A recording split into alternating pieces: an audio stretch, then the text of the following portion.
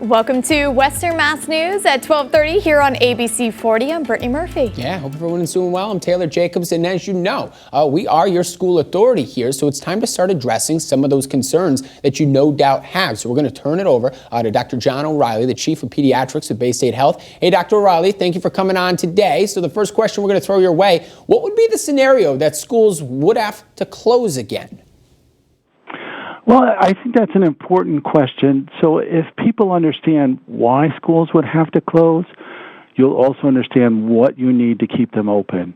And I would give a shout out to the Massachusetts Department of Education. Their DESE office has really done a good job putting out a detailed plan about how the schools will respond to COVID-19, whether it's one student, a whole class, or a whole school building.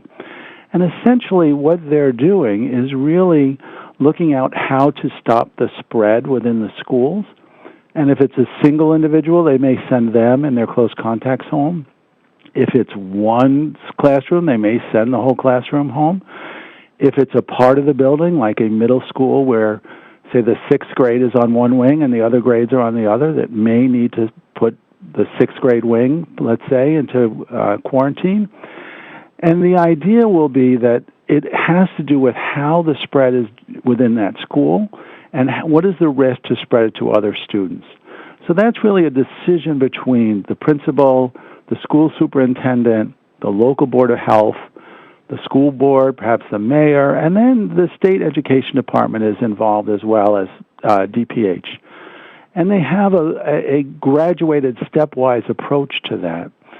The other issue really is what's happening in the community. And I think when we go back to the CDC, we know that if the community spread is over 5%, it's likely that these adults are going to be spreading it to the kids, and that we don't want our schools to sort of be an incubation zone for COVID. So it may be that if the community rate is really high, they're going to close the school.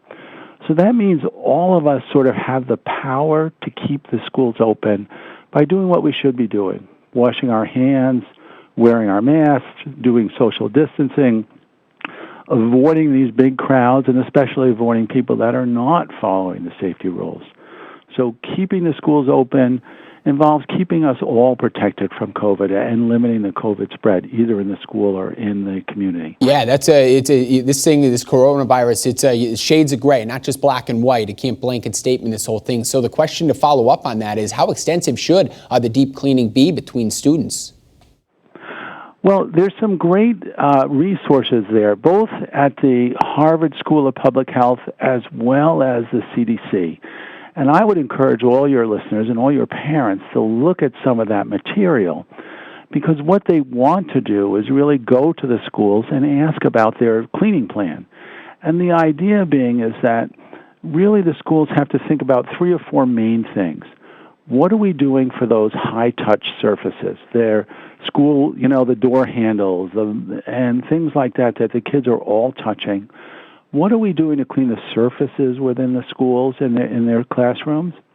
What are we doing about the bathrooms? That may be a big source of kids mingling and also kids, potentially sharing COVID issues there. Then also things if your school is using a cafeteria, how are you keeping it clean? And essentially the CDC and the EPA have come together with a whole list of particular cleaning agents that are effective against COVID-19.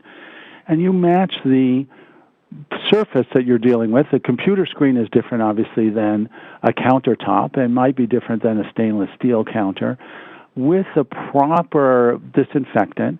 And all these need to be used by direction. So it may be that some of them need to stay on a surface for 10 minutes. Maybe it's 5 minutes. And I think that the school should have a detailed plan based on the CDC and the EPA and the Harvard School of Public Health to say, okay, we are going to do this, that we are going to clean the bathrooms on this regimen, and this is what we're going to use, and this is how we're going to do it. This is what the classroom teacher's doing. And I think there's that issue of common things. If you're the art teacher and more than one person needs to use that paintbrush when the next class comes in, how am I going to take care of that and really, for those common instruments, disinfect them.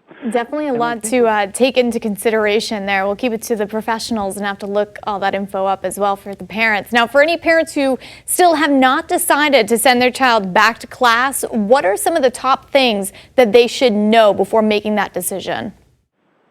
Well, I think for each parent, it's a difficult conversation. It's a difficult decision between the benefits that their child gets out of being in school and the risk potentially for COVID for their child and for everyone in that family. And I think the brief time in the spring that parents had their kids home, they got a good sense of, boy, how well academically is my child doing? Is this something they're going to be able to maintain in a totally remote system? But there's also non-academic things that we think about. The younger kids, the early grades, are really figuring out social and emotional cues.